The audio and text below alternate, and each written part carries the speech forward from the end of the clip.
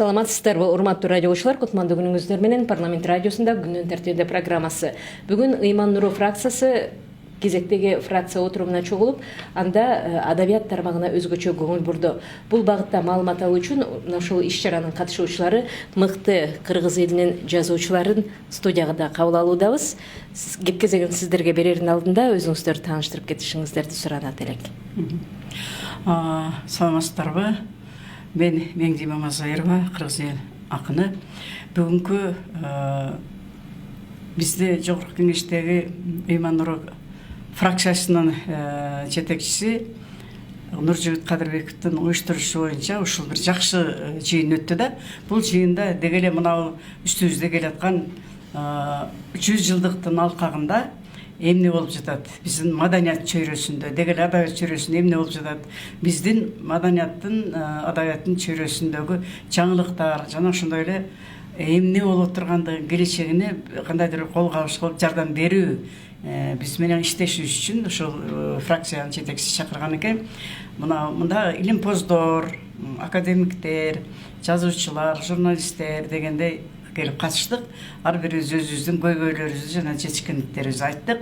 Мисалы мына биз жазуучулардын эле жазуучу болгон жазуучулар союзунда болуп аткан иштерди айта турган болсок, мына биздин жазуучулар союзунун, Советтер союзунун маалында уюшулуп жашай баштагандан бери 90 жыл өтүптүр. Ушу 90 жылдын алкагында көп иштер жасалып атат. Мисалы мына көз өтүп кеткен жазуучуларды эскерүү, аларга ошолордун бейнесин тартырып экранга чыгарып элге кайрадан эсине салуу, ошондой эле жанагы кыргыз поэзиясынын ыркербенин жасоо, ошондой эле бир ырдын сынагы жана башка көп нерселер жасалып атат. Мына жакында эле Алкул Осмоновдун эл аралык фонду ошол чоң иш өткөрүп, могу немеге өзүнүн капталарына барып көп нерселерди бүтүрүп келишти. Биздин бүгүнкү жыйында ар бирибиз өзүбүздүн көйгөйлөрүбүздү, мисалы кыргыз адабияты кандай өнүгүп атат, анын ичинен балдар адабияты кантип атат, ошондой эле ошо биздин жазган чыгармаларыбыз кандай болуп китеп болуп чыгарып атат, ага ким колго алыш кылып атат, аны элге жеткирүү жолдору көп маселелер сүйлөндү. Ошондой эле мына 100 жылдыга карата биз азыр бир топ адабият каралбай калды, маданият каралбай калды дедик эле. Кудайга жалгы 1-2 жылдан бери бизге дагы биздин урматтуу президентибиз көңүл буруп, бизге дагы көйгөйүбүздү угуп, көп нерселерибизди жасап берип атат. Мына жакында эле дүйнөлүк классика менен ата мекендик китептердин бир 50 түрүн чыгарды. Себеби дегенде мунун бардыгын бул чыгарган китептерди китепканаларга бекер таратуу, элдин баягы көркөмдүк эстетикалык табитин өстүрүү боюнча жана ошондой эле бул талап боюнча керек болгон нерсени чыгарышты. Мына ошондо биздин жазуучулар дагы жаңы китептерин, жаңы басмага чыга элек чыгармаларын чыгарып алып сүйүнүп отуруп калышты. Менин жанымда отурган мына Акаеванын дагы балдар жөнүндө китеби чыкты. Ошондой эле Жумагазы Токтогазиевдин дагы китеби чыгыптыр. Ошондой жакшы нерселер болуп атат. Мына азыр дагы биздин эң бир алдыдагы кубанычтуу болуп турган нерсебиз 100 жылдыга 100 китеп деген рубриканын алдында биздин ошол Манас эпосунан баш болуп, биздин жазуучулардын, мыкты жазуучулардын, дегеле бардык жазуучуларды камтыган жанрлар боюнча 100 китеп чыгарганын жатабыз, даярданып атабыз. Анан ошол мунун бардыгын улуттук жазуучулар союзу ишке ашырган атат. Ал эми төлөмүн, каражатын болсо өкмөт төлөп бере турган болду биздин маданият аркылуу. Ошондой жакшы иштер болуп атат. Ошол жакшы иштердин баарын бүгүн сүйлөшүп, көйгөйлөрүбүздү айтып, аткарыла турган жана аткарылбай турган милдеттердин баарын айтып алдык. Мына радиого чакырганыңарга чоң рахмат. Биз дагы өзүбүздүн жакшы келечекте максатыбыз жөнүндө айттык жана ошондой эле силерге чоң рахмат айтабыз. Меңди эжеке бир аз оор басырыктуулук кылып атат окшойсуз. Жолун агайдын ыр кирбени жөнүндө да кошумчалап кетсеңиз. Мындай болуп атат да, мына Түрксой эл аралык уюму, анын башында башкы секретарь болуп, катчысы болуп, биздин даңызалуу жазуучубуз Султан Раев башында эмес. Ошондуктан бул өз жазуучу болгон үчүн маданияттын бардык тармагына көңүл буруу менен адабиятка айрыкча көңүл буруп атат. Султан Раевден эмне иш кылып атканын биз баягы семилерден дүйнөлүк жаңылыктардан көрүп атабыз. Ошондой жакшы самалыктын бири Мамытовдун чыгармаларын окуу, Мамытовский чтение деп мына жаздан баштап, Жоло Мамытовдун туулган күнүнөн баштап ошол Ошто өткөрмөй болду. Анан ошондой эле Байдалсарын коюп, ошондой биздин Кыргыздын жүзү болгон белгилүү мыкты чыгаан акындардын чыгармаларын Түрксойдун жардамы менен, ошонун жүзү менен жылыга окутурган болуп атат. Ошонун ичине биздин акыныбыз Жоло Мамытовдун дагы чыгармачылыгы кирди. Ошого сүйүнүп отурабыз. Мына Миңдежеке сөз арасында сиз жөнүндө дагы айтып калды. Китебиңиздин чыгышы менен окурмандар көп болсун. Анан дагы бүгүнкү жыйын жүрүшүндө айтылган маселенин бири бул Жазуучулар союзунун 90 жылдыгы депчи. Ушуга карата суралып жаткан каражат мамлекеттин эсебинен жөн эле кур курсакты тойгузуу үчүн эле жумшалып кетпесин, баягы эле маарекелердин катарында өтүп кетпесин, өзгөчөлүктөр болсун деп фракция лидери айтты го. Кандай кадамдар жасалат эми? Азыр ошо стратегиялык план түзүлгөн. Стратегиялык план негизинде бир 40 иш-чаралар бар. Эң негизи биз ошо биздин төрага Каныбек Капашевич Иманалиев, жазуучу, экс-депутат, ошо өзүнүн энергиясы менен, өзүнүн эрудициясы менен, өзүнүн мондай энциклопедический билими менен абдан сонун идеяларды берип, ошо биз ошо даярданып атабыз.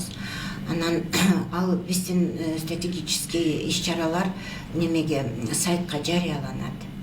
Анан ошо негизинде ошо мына Миңдеже айтып кетти, ошо биздин улуттук кыргыз адабиятка өзүнүн чоң салымын кошкон биздин акын жазуучуларыбыз, жанакы азыркы эл жазуучу, эл акын жазуучулардын ошолордун кечелери, китептери чыгарылат. Ошолордун мындай окурмандар менен жолугушуулары, ар бир Кыргызстандын дубандарына барып окурмандар менен жолугушуу иштери, анан иши кылып мындай креативный мондай подход болуп атат да азыр биздин Жазуучулар союзунда. Анан ошондой бир сонун көрүнүктүү, анан ошо биз окурмандар менен биздин чыгармалар, акындар, жазуучулар менен жолугушуунун алдында негизинде көп мындай көйгөйлүү бир мурун аткарылбаган бир иш-чаралар аткарылган атат да. Мисалы Ала тоо журналы. Ала тоо журналынын мисалы ошо көйгөй чечилип, азыр ошо биз башкы редактор ошо Маркабай Аматов болуп биз курултайда өзүбүз шайлап алабыз, дайындап. Анан ошо журналдар, мисалы ошо жаштар поэзия прозасы, анан иши мундап чыгармалары жарыяланат. Анан юбилейный журнал дейт, ал дагы жарыяланат. Анан биздин чыгармалар ошо Санкт-Петербургда чыгат, биздин чыгармалар. Анан орус жазуучулардын чыгармалары кыргыз тилине которулуп биякта чыгарылат. Ошо эл аралык байланыш баягы өзү мурун эле түптөлгөн, азыр болсо ошолор ишке ашып атат да. Анан мындай эң көйгөйлүү маселе өзүм, мисалы мен балдар жазуучусумун, Тоголок Молдо премиясынын лауреатымын, өзү Жазуучулар союзунда катчы болуп иштеп атам. Эң негизги биздин көйгөйлүү маселе балдар адабияты. Мен өзүмчө неметем да балдар адабиятында да көп ошо балдар адабиятынын өнүгүп өсүшү, анан өз убагында 2017 жылы фестиваль каармандар өз досторун чакырат аттуу фестиваль өткөргөнбүз да улуттук жазуучулар союзунун немесинде. Анан ошол темадагы фестивалды кайра жандандыруу ошондой.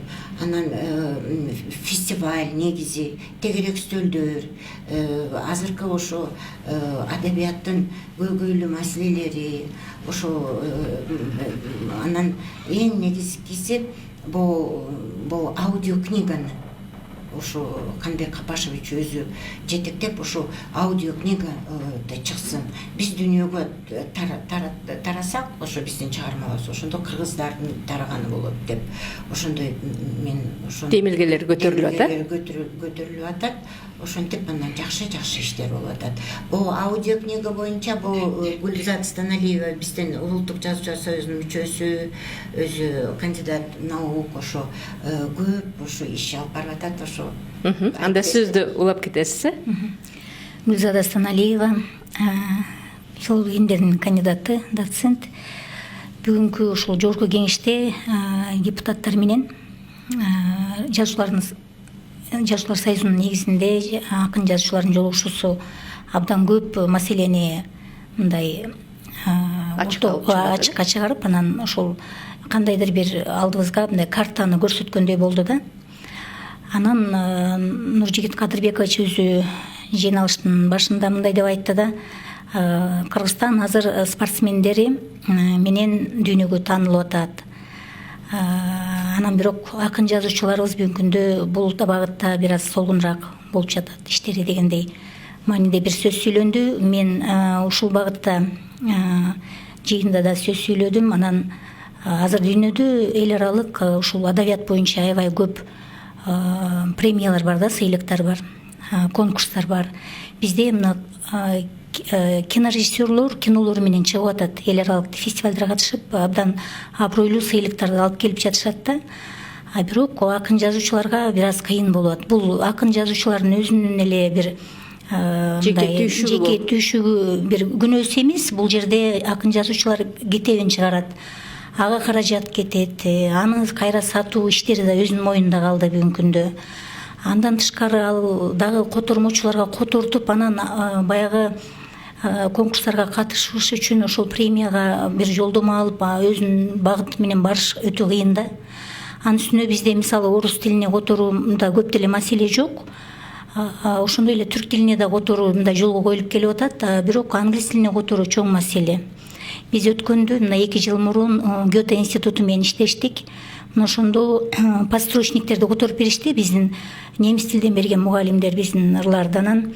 Немис акындары менен чогулуп алып аябай талкууладык.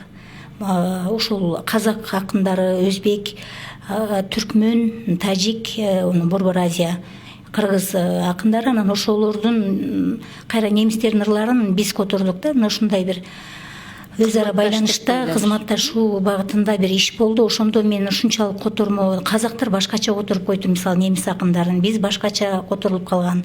Бир эле маани ар түрдүү болуп кетип атат да, тилден тилге өткөндө. Анан ушундай котормонун өзүнүн азабы бар, айрыкча ырдын. Ал жерде уйкаштыгын карманыш керек. Андан башка дагы маселелери бар, улуттук менталитетке байланыштуу, маданиятка байланыштуу маселелер бар дегендей. Анан ушул багытта бизде чын эле бизге акын жазуучуларга колдоо керек да. Алар англис тилине подстрочник которткондон кийин кайра күчтүү жазуучулар менен, котормочулар менен англис тилдүү иштеш керек. Алар көркөмдүк жагын иштеп бериш керек. Анан ошондон сыйлыкка илинесиң. А болбосо теги чабал мыкты чыгарма болсо деле аны чабал которуп койсо, ал кантип сыйлыкка илинет да. Бул бир. Анан мен ушул кече ушул жыйынга келерде сыйлыктарды доверсияга карап көрдүм. Мисалы Пулитцер сыйлыгы, бул Америкадагы сыйлык, $15,000 анан алтын медаль берет экен. Мунун үчүн аябай көп адамдар ушул музыка жаатында, кино жаатында журналисттер, жазуучулар ат салышат. Букер сыйлыгы бар, премиясы. Бул Букер премиясы адабияттагы абройлуу сыйлыктардын бири. Эми Нобелден башка сыйлыктар да көп да. Биз эми Нобел эң баягы сыйлыктардын атасы болсо, андан берки сыйлыктар дагы мен ал жерде мисалы үчүн Букер сыйлыгын алган чыгармалардын көбүн эле окуп чыктым. Бизде деле ошондой чыгармалар бар. Андан жакшы чыгармалар бар керек болсо. Бирок ага жетүү жолу, уюштуруу жолу биз үчүн кыйын да. Мисалы, биздин спортсмендерге атайын бир команда иштеп атпайбы, мамлекет колдоо көрсөтүп атат, тренерлер иштеп жатат, аларга кандайдыр бир канчалык деңгээлде болсо дагы бир колдоо бар да, көңүл бурулуп жатат. Ал эми акын жазуучу ал мындай өзү жалгыз бул ишти аткарышы кыйын да. Эгерде анын акча каражаты болсо, же балдарынын колдоосу болсо чыгышы мүмкүн. Ошондо да тил маселеси бар бизде. Мына ушул сыяктуу. Анан мен бул муну Андерсен Жылдыз эже балдар жазуучулардын акындарына берет экен да. Муну дагы 56-жылы чыккан экен. Муну ЮНЕСКО колго алыптыр. ЮНЕСКО колго алып, ошол сыйлыгын берип, анан Андерсен атын өчүрбөй мына пропагандалап жатышат. Ошондой эле швед премиясы бар экен, Астрид Лингрен дегенден. Бул 2002 жылы пайда болгон экен, жылда берилет экен. 5 миллион швед крону менен берилет экен. Кээ бирлер $50,000, кээ бирлер $63,500 дейт мына Букер премиясы. Дублин адабий сыйлыгы бар экен, €100,000 экен. Анан кийин Большая книга деп орус Россияда 3 миллион рубль экен. Ясная поляна деген сыйлыктар бар экен, 7,5 миллион экен. Мына ушул сыяктуу сыйлыктар бул эми акчасынан мурун Кыргызстанга аброй алып келе турган, бир жазуучубуз эле алса канча деген акын жазуучуларга мындай дем бере турган, шык бере турган, өлкөнү тааныта турган нерсе да. Бизде азыр мамлекеттин ичинде республикалык сыйлыктар көбөйдү, Кудайга шүгүр. Мисалы, жанагы алтын калем мурда акчасы жок эле, азыр акчалай сыйлык берип калды. Ошондой эле Алгул Осмоновдун сыйлыгы, ошондой эле жана жеке фонддордо өзүнүн Мукай Элебаевдин сыйлыгы өткөндө ыйгарылды, 50,000 сом акчалай сыйлыгы менен. Ушул сыяктуу нерселер бар, болуп атат, аябай эле жанданып калды да. Эми кийинки кадам ушул эл аралык деңгээлге чыгаруу керек да. Биздин акын жазуучуларды кайсыл муун болбосун бир ичара мындай өзүбүздүн ички баягы ашканабызда бир ушул чыгарманы баягы ынтымакка келишип ушул чыгарманы чыгаралы деп ошол жазуучунун чыгармасына бир колдоо көрсөтүп, аны котортуп, мисалы үчүн Түштүк Кореядагы мен менен эле жашы тең Хан Ган деген жазуучунун чыгармасы бар экен, вегетарианка деген. Аны которгондон кийин аны бир күчтүү англис тилдүү жазуучу аял киши, ал дагы экөө тең баягы иштеп чыгыптыр да, көркөмдүк жагын иштеп чыгып, анан Букер сыйлыгын алганда ал сыйлыкты тең бөлүшүптүр. Мунун да эмгеги бар, себеби котормо мынчалык деңгээлде болбосо бул албай калат эле дегендейчи. Ушул сыяктуу бул биринчи маселе, биздин баягы дүйнөлүк аренага биздин акын жазуучуларды чыгаруу. Экинчиден мен Чыңгыз Айтматовдун дүйнөлүк аброюн дагы биз мындай тиешелүү деңгээлде колдоно албай келатабызбы дейм да. Анткени бул жерде мисалы көптөгөн өздөрүнүн акын жазуучуларынын аты менен ушу дүйнөгө таанылган, ошо менен эл аралык сыйлыкты уюштуруп, анан бүтүндөй дүйнөдөгү акын жазуучулар дүрбөлөң түшүрүп атышат да. Ошол сыйлыкты алат элем, ошого ушуну жазат элем деп. Алардын ар кандай критерийлери бар. Мисалы, Францияда француз тилинде мыкты жазылган деп коет. Жантылашып французча котортушат да. Биздин тилде кыйын, ошон үчүн англис тилинде эле бул эми дүйнөлүк тил болуп атпайбы? Мен өзүмчө пикирим ушундай да. Англис тилинде эле эл аралык деңгээлде абройлуу жазуучулардан турган жюри кылып койсок, өзүбүздүн жазуучуларды кошсок, анан ошол сыйлык алган чыгарманы кайра кыргыз тилине которсок, ушул сыяктуу Кыргызстанга ошол катышуучулар баягы алдыңкы орунга ээлегендер жана жакшы деп табылгандар келсе, анан бул мындай иш-чараны эл аралык медиалар жазып чыгат. Анан эл аралык медиада дагы Кыргызстан мисалы үчүн спорт боюнча азыр жакшы жетишкендиктерди көрсөтүп жатышат. Эми адабият боюнча дагы анткени бизде потенциал бар. Бизде Манас деген эпосты жараткан элбиз. Айтматовдай мындай Айтматовдун атын колдонушубуз керек да. Айтматовдун аброю Кыргызстанга дагы кылымдар бою иштеп бере турган ысымда бул оңой эмес да.